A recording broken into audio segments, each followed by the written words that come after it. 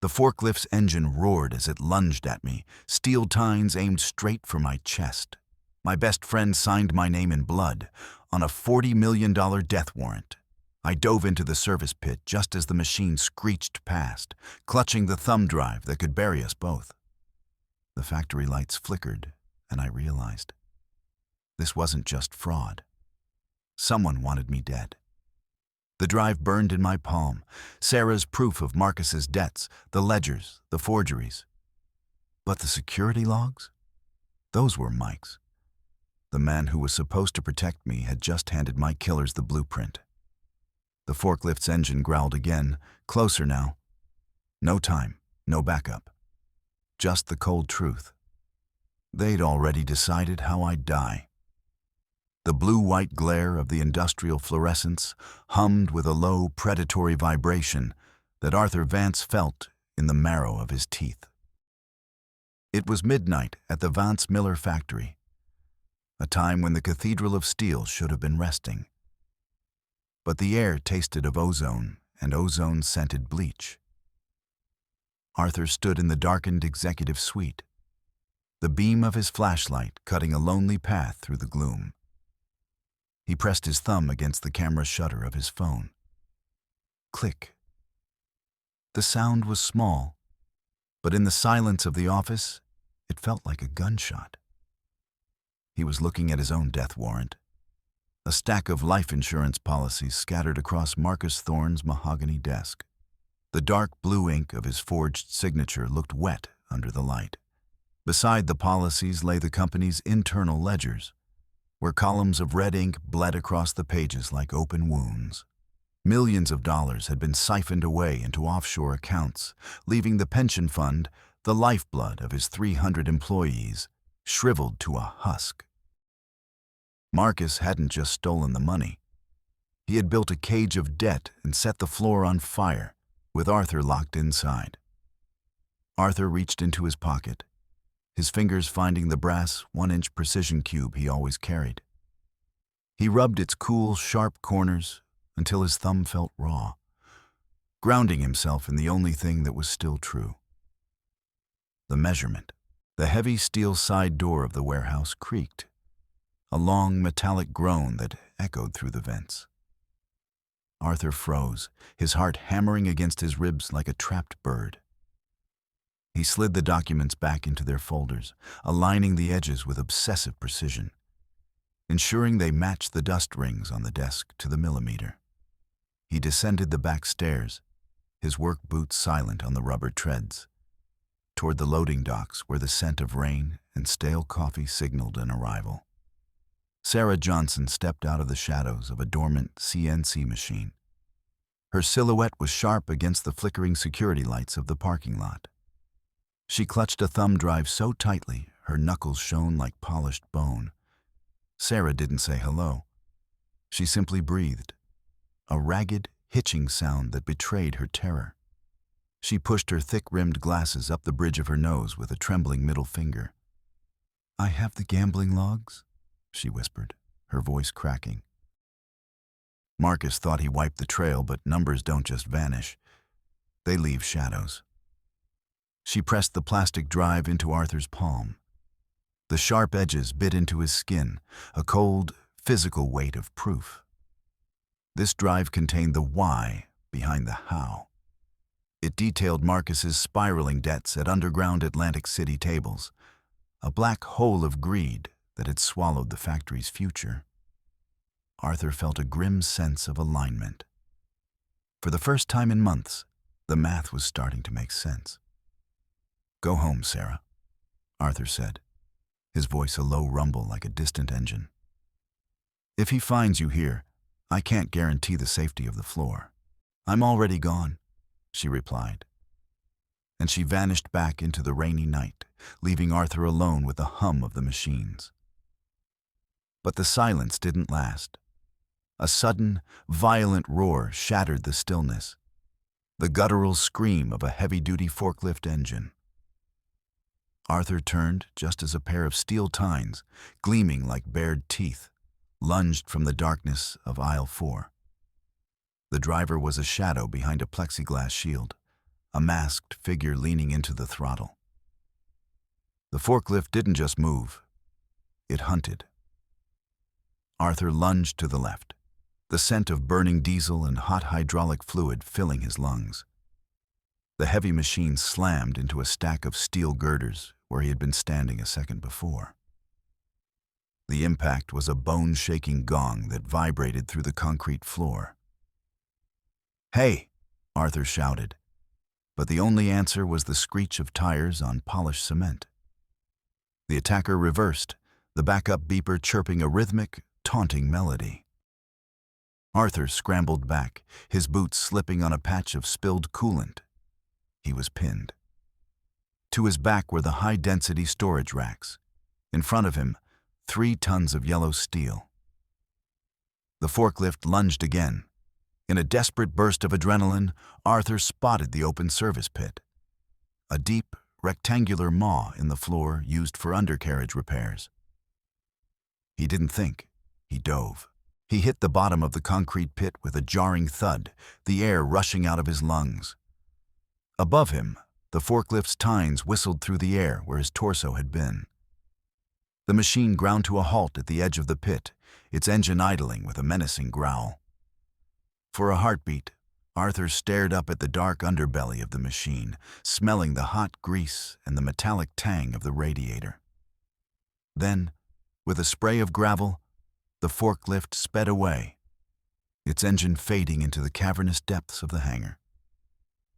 Arthur lay in the dark, his hands shaking as he reached for his brass cube. It was still there, still 1 inch. The world was falling apart, but the measurement held. He climbed out of the pit, his muscles screaming, and made his way to a secluded terminal in the shipping office. His fingers flew across the keys, bypassing the basic login screens. He wasn't looking for financial data now. He was looking for the how. He pulled up the internal security logs, the digital heartbeat of the building. The screen glowed blue against his weathered face. He found the gate code entries for the night. The masked man hadn't broken in. He had used a master override code, one issued only to senior management and the head of security. Arthur scrolled deeper, his eyes narrowing as he saw the log for the forklift's ignition. It had been activated using a key card assigned to Mike Miller. The realization hit him harder than the forklift would have. Mike Miller, the bull-necked veteran who ran their security, a man Arthur had trusted to protect the site for a decade, was the one opening the doors. Mike wasn't just a bystander. He was the architect of the accidents. He was providing Marcus with the logistical schedules, the exact windows when the floor was empty, the exact codes to bypass the alarms. Arthur leaned back, the plastic chair creaking under his weight. He wasn't just fighting a greedy partner, he was fighting a coordinated strike team. He drove home in a daze, the wipers on his truck slapping a steady, hypnotic rhythm against the windshield. But as he pulled into his driveway in the quiet suburbs of North Jersey, the sense of safety he expected didn't arrive. The porch light was dark. Arthur stepped inside. The scent of his own home, cedarwood and old books, usually a comfort, now felt cold. He reached for the alarm keypad by the door. The small LED screen, which should have been a steady, reassuring red, was blank. The system was dead. Not triggered, but deactivated. He moved through the house like a ghost, his hand hovering near the heavy wrench he kept in the hallway closet. In the kitchen, the refrigerator hummed. He opened it to grab a bottle of water, but his hand froze. There, sitting perfectly centered on the middle shelf next to the milk, was a single black leather glove. It was a message. "We can get to you anywhere." He didn't sleep. Instead, he sat in his darkened living room, listening to the house breathe. Around 3 a.m., he picked up the landline to call a private line. But as he pressed the receiver to his ear, he didn't hear a dial tone. He heard a faint, Rhythmic click, click, click. A tap. They weren't just in his house. They were in his head. The next morning, Arthur walked into the office with a mask of iron. He found Marcus Thorne in the executive dining room, dabbing a silk napkin against a corner of his mouth. Marcus looked radiant, his tailored suit fitting him like a second skin. He looked like a man without a care in the world, while Arthur felt like he was made of glass and rust. "Arthur, you look haggard, old friend," Marcus said, his voice a smooth, cascading river of false concern. He cracked his knuckles, left hand then right, in that rhythmic sequence that always preceded a lie. Pop, pop, pop, pop. "I didn't sleep well," Arthur said, sitting down. He didn't touch the coffee. "The factory had a glitch last night." Marcus leaned in, his eyes unblinking, a challenge masquerading as a gaze. "Well, that's exactly why we need to talk about the future. The board is meeting in 48 hours, Arthur. They've seen the preliminary numbers. They're worried. They think the old ways are friction. And you know what happens to friction in a high-speed system." "It generates heat," Arthur replied. "It causes a breakdown," Marcus corrected. "The board is going to vote to restructure. They're going to strip your authority as chief of operations. But because I value our history, I've put together a settlement, a graceful exit. You take a few million, go retire in Arizona, and let me handle the glitches." Arthur looked at the man he had called a brother for 20 years. He saw the desperation behind the expensive smile. The 48-hour window wasn't about the board. It was about the debt. Marcus needed Arthur gone before the insurance could be claimed or the assets sold. "I'll think about it," Arthur said, standing up. "Don't think too long," Marcus called after him. "The horizon doesn't wait for anyone." Arthur spent the afternoon on the factory floor, the one place where he felt he could breathe. He was conducting a routine safety inspection of the heavy hydraulic presses in Bay 3. The air was thick with the smell of warm oil and the rhythmic thump hiss of the machinery. James Taylor, a wiry foreman with a missing fingertip, was hovering near the control console. James had a nervous habit of wiping his hands on a rag that was already black with grease. "You think the pressure is holding, Mr. Vance?" James asked, his voice pitching up at the end, a question that felt like a trap. "The gauge says 3,000 psi, James. It's holding," Arthur said, leaning over the safety rail to inspect the lower die. Suddenly, the warning klaxon shrieked, a piercing, jagged sound that tore through the ambient noise. The massive steel ram of the press, a 10-ton block of forged metal, began to descend. It wasn't a controlled stroke. It was a free fall. "James, kill the power!" Arthur yelled, scrambling to pull himself back over the rail. But James didn't move toward the e-stop. Instead, he stepped toward Arthur, his face contorted in a mask of twitchy desperation. "You shouldn't be here, Arthur. Why can't you just take the money?" James lunged, his grease-stained hands slamming into Arthur's chest, trying to shove him back under the descending ram. Arthur's heel caught on a stray bolt, and he tilted backward toward the crushing zone. The heat from the press's friction-heated metal rolled over him. But Arthur Vance was a man who understood leverage. As he fell, he grabbed James's forearm, twisting his body to use the foreman's own momentum against him. He reached for the heavy pipe wrench hanging from his work belt. In one fluid motion, he swung. The heavy iron head of the wrench connected with James's ribs with a sickening crunch. James collapsed, gasping, as Arthur rolled clear. The press slammed shut with a force that shook the entire building, a thunderous boom that sent a cloud of dust and scale into the air. If Arthur had been a second slower, he would have been a smear of red on the steel. He didn't wait for James to recover. He grabbed the foreman by the collar and dragged him toward the tool locker. James was blubbering now, his question talk turning into a whimpering mess. "You weren't supposed to fight back, were you? Marcus said you were a man of math, not a man of blood." Arthur kicked open James's locker. He wasn't looking for a confession. He was looking for proof. He tossed aside a stack of dirty magazines and half-eaten sandwiches until he found a slim, manila envelope tucked behind a spare set of coveralls. He ripped it open. Inside was a contract, written in legalese that made his stomach turn. It wasn't an insurance policy. It was a bill of sale.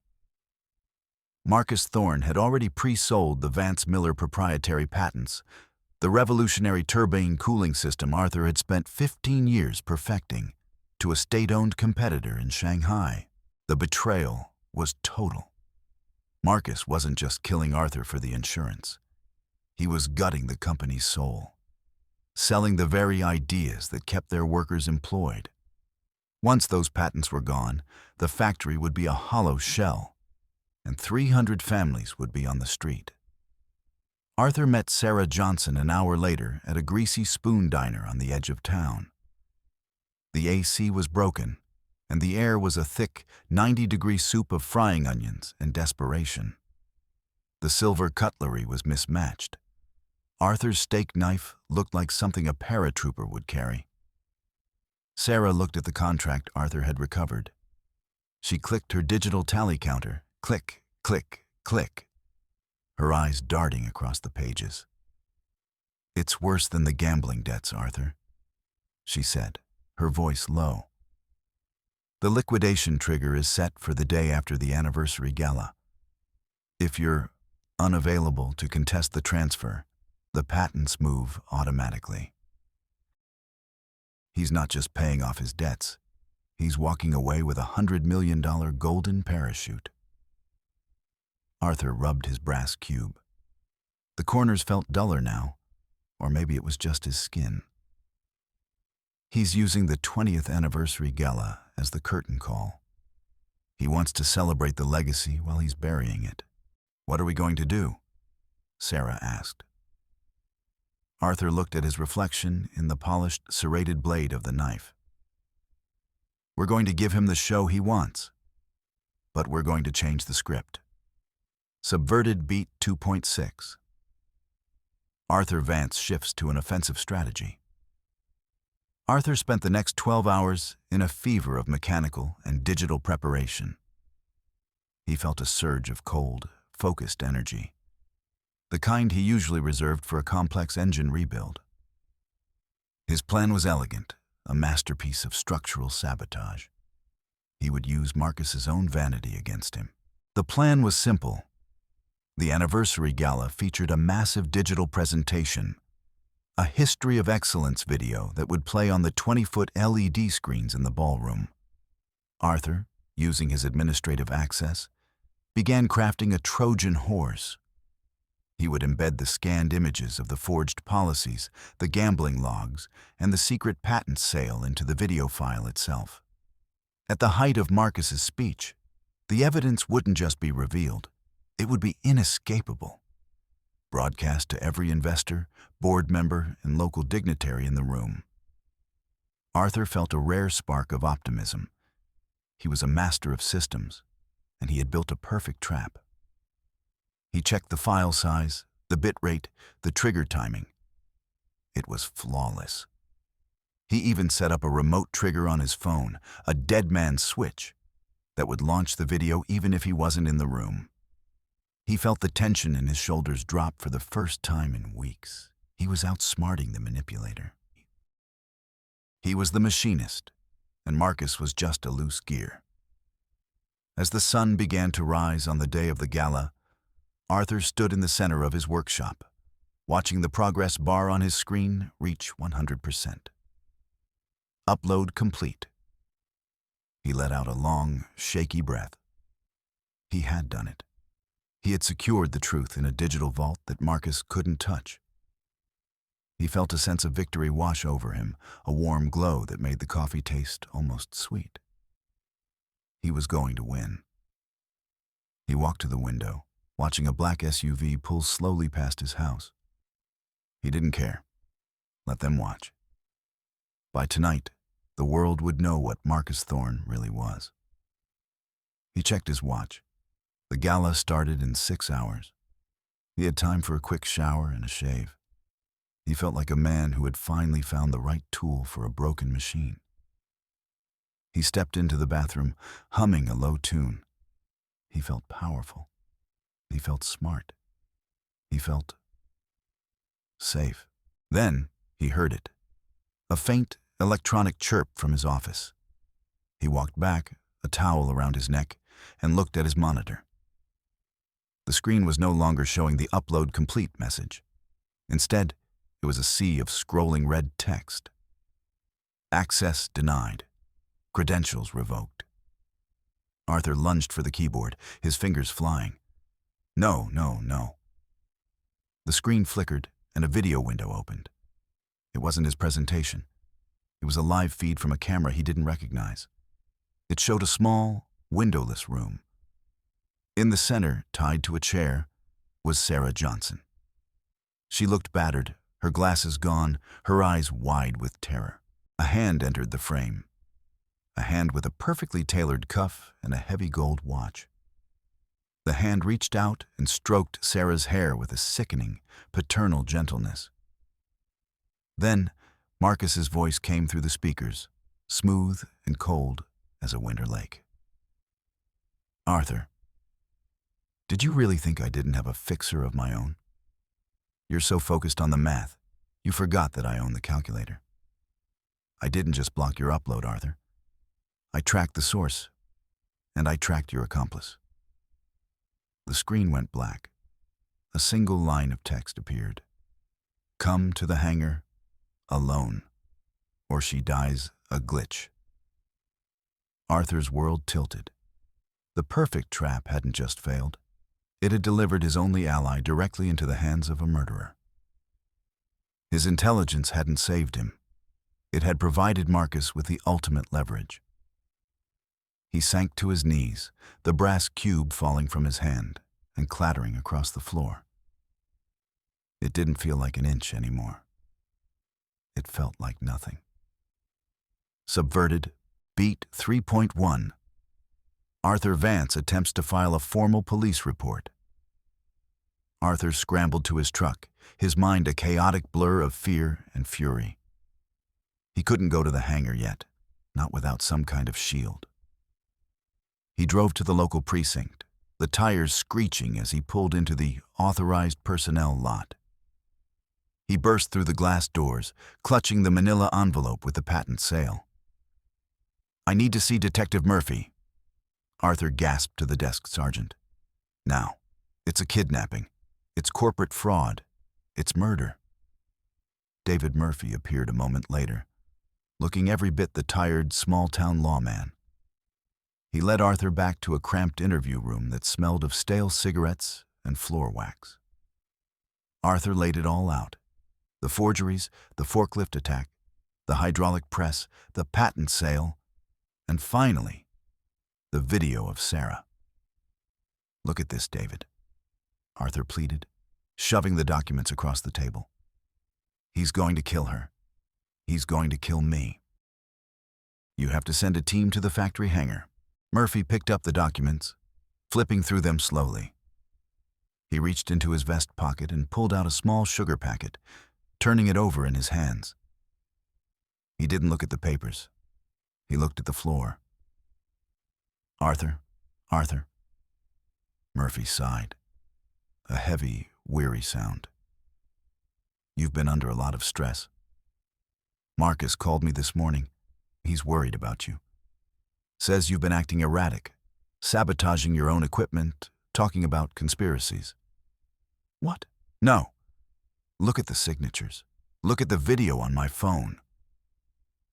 Arthur lunged for his device, but Murphy's hand, heavy and calloused, came down on his wrist.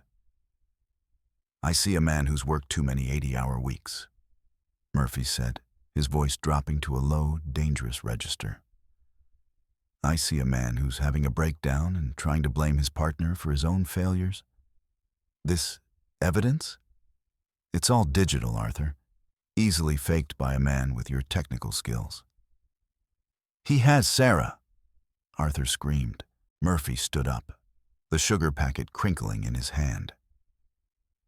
There is no Sarah Johnson on the employee roster, Arthur. I checked. She was fired 6 months ago for embezzlement. If she's missing, maybe she's just running from her own ghosts. The truth hit Arthur like a physical blow to the stomach. Marcus hadn't just influenced the police, he had bought them. Murphy wasn't just being lazy, he was part of the security detail. The law wasn't a shield, it was another wall in Arthur's prison. "Get out of here, Arthur," Murphy said, sliding the documents back across the table. "Go home. Take a sedative. If you show up at that gala and make a scene, I'll have to arrest you for your own protection. And believe me, the holding cells here are very uncomfortable this time of year." Arthur walked out of the precinct into the blinding afternoon sun. He was more alone than he had ever been in his life. No police, no partner, no Sarah. Just him and the rot. He drove to the factory, the silence of the empty parking lot feeling like a shroud. The 20th anniversary gala was being held at a remote lakeside lodge owned by the firm. But the business was being settled here, in the hangar where it all began. Arthur stepped into the hangar. The ceiling was lost in shadow, and the air was thick with the low-frequency hum of the power transformers. It was a sound that made his marrow ache. "Marcus," he shouted. His voice was swallowed by the vastness of the space. "In here, Arthur," came a voice from the center of the floor. Marcus stood under a single, harsh spotlight. He wasn't wearing his suit anymore.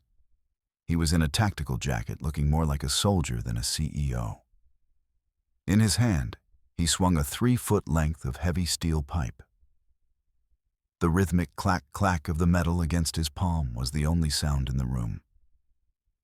"You always were the better machinist," Marcus said, his eyes bright with a manic, gambling light. "But you never understood the most important rule of the shop. If a part is causing too much friction, you don't oil it. You replace it." Marcus lunged. He was faster than Arthur expected, driven by a desperate, cornered energy. The steel pipe whistled through the air, catching Arthur across the shoulder. The pain was an explosion of white light. Arthur tumbled back, his hand searching the floor for anything. A wrench, a bolt, a scrap of iron. He found a heavy industrial pry bar and swung it upward just as Marcus brought the pipe down again. The impact sent a jar of pure agony through Arthur's arms. They grappled, two old friends grunting and cursing in the dark, surrounded by the silent machines they had built together. Arthur used his knowledge of the floor, backing Marcus toward the heavy assembly line. He tried to trip the manual override on the conveyor, hoping to snag Marcus's jacket in the rollers.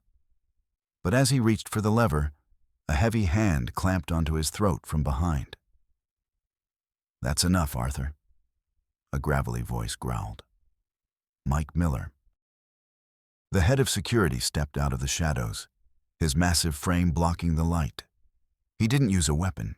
He didn't need to. He slammed a fist into Arthur's kidney, dropping him to his knees. Arthur gasped for air, his vision blurring. He looked up to see Marcus standing over him, breathing hard, the steel pipe resting on his shoulder like a macabre scepter. "Where is she?" Arthur wheezed. "Sarah? She's already at the lodge," Marcus said, a cruel smile twisting his face. "She's the special guest for the after-party. And you, Arthur, you're the entertainment." Mike Miller produced a set of heavy-duty zip ties. He pulled Arthur's hands behind his back, the plastic biting deep into his wrists. "He's secure, Mr. Thorne." "Good," Marcus said. He leaned down, his face inches from Arthur's. "You know, I actually liked you, Arthur. But you were always so obsessed with the measurements. You forgot to look at the man holding the ruler. They dragged him to the back of a van. The scent of damp cedar and exhaust filled the small space as the doors slammed shut. Arthur lay on the cold metal floor, the vibrations of the road shaking his bones. He knew where they were going. The Lakeside Lodge, a place of celebration that was about to become a tomb. The lodge was a sprawling, windowless box of dark wood and stone, sitting at the edge of a black lake. Inside, the generator room was a chaotic maze of screaming turbines and vibrating pipes. The heat was unbearable, a pulsing 105 degrees that made the air feel like liquid. Marcus and Mike pushed Arthur into the center of the room. A single high-voltage wire hung from the ceiling, its copper tip bared and gleaming like a snake's fang. The hum of the generator was a deafening roar here, a sound that drowned out everything but the beating of Arthur's own heart. "The board is upstairs, Arthur," Marcus shouted over the noise. "They're drinking champagne and talking about the new era. They'll be so sad to hear that you wandered down here to fix a faulty connection and suffered a tragic, fatal shock. A hero to the end." Marcus reached for the wire, his hand encased in a heavy rubber glove. "Any last words? Any final measurements?" Arthur looked at the wire, then at Marcus. He didn't feel fear anymore. He felt a strange, cold clarity. He reached for the one thing they hadn't taken, the heavy, custom-built machinist's watch on his left wrist. It wasn't just a timepiece. "Actually, Marcus," Arthur said, his voice steady, "I realized my alignment was off. I was measuring the wrong thing." With a sharp flick of his bound wrists, Arthur pressed a recessed button on the side of the watch. It wasn't a digital pulse. It was a physical, magnetic short circuit he had rigged years ago as a fail-safe for the factory's high EMF environments. A blinding blue spark erupted from the watch. The generator shrieked, a high-pitched, metallic scream of agony. And then, the lights died. The room was plunged into a thick, suffocating darkness. In the confusion, Arthur heard Marcus stumble, the heavy wire sparking against a metal pipe. Zap. A smell of scorched ozone filled the room. "Mike, get the lights!" Marcus screamed. But Arthur was already moving. He knew this room's layout by heart. He had designed the cooling system for these very turbines. He rolled to the left, using a sharp edge of a floor plate to saw through his zip ties. The plastic snapped. He didn't run for the door. He ran for the control console. "You think darkness is your friend, Marcus?" Arthur's voice echoed through the gloom. "I built this room. I know every bolt, every vibration." He reached the console and flipped a series of manual toggles. He wasn't turning the lights back on. He was activating the lodge's internal PA system and the massive LED screens in the ballroom upstairs. "What are you doing?" Marcus's voice was closer now, frantic. "I'm finishing the presentation," Arthur said.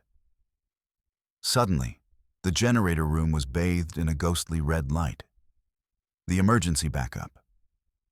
But more importantly, a hidden camera Arthur had installed weeks ago, the one Marcus thought he had found, flickered to life. It wasn't just recording, it was streaming. Upstairs in the gala hall, the History of Excellence video cut out. In its place, the 300 guests saw the generator room. They saw Marcus Thorne holding a lethal wire. They saw Mike Miller standing over a bound and bloodied Arthur Vance. And they heard everything.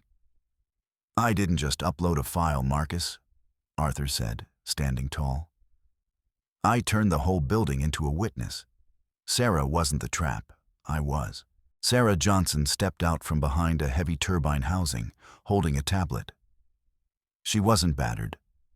The video Marcus had shown Arthur had been a clever, deep fake, a digital lie meant to draw him out. She had been safe in the server room the whole time, waiting for the signal.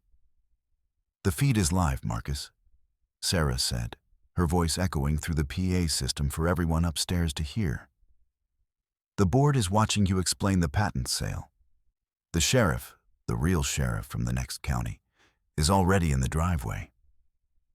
Marcus dropped the wire. It clattered to the floor, sparking feebly before the safety breakers finally tripped. He looked up at the camera, then at Arthur. The visionary, the gambler, the predator. He looked small. He looked like a man who had finally run out of luck. The police burst through the doors 10 minutes later. They didn't come for Arthur. They took Marcus and Mike in silence, the rhythmic clink of handcuffs replacing the pop of Marcus's knuckles. Arthur walked out of the lodge and sat on the wooden pier, watching the moon reflect off the black water of the lake. He felt a deep, hollow ache in his chest, the weight of 20 years of friendship ending in a generator room. He looked at his hands, stained with grease and blood. He had won. The company was safe. The patents were secure. But as he rubbed his brass cube, he realized he had been blind. He had been so obsessed with the microns that he had missed the miles of rot. He had built a cathedral of steel and forgotten to check the hearts of the men inside. Weeks later, Arthur stood on the factory floor. The air didn't smell like bleach anymore. It smelled of fresh coolant and new beginnings. He wasn't the owner anymore, at least not the only one. He had signed the papers to turn Vance Miller into an employee-owned cooperative. He watched a young machinist, a girl no older than Sarah, carefully measure a turbine blade. She looked up and smiled. "Is it true, Mr. Vance?" she asked. "Check the tolerances," Arthur said, a small, genuine smile touching his lips. "The math doesn't lie. And for the first time in a long time, neither do we." He walked toward the exit, the rhythmic thump hiss of the machine sounding like a healthy, steady heartbeat. He reached into his pocket and pulled out the brass cube. He didn't measure it. He simply let it catch the light, a solid, honest piece of metal in a world that was finally starting to feel level. The end.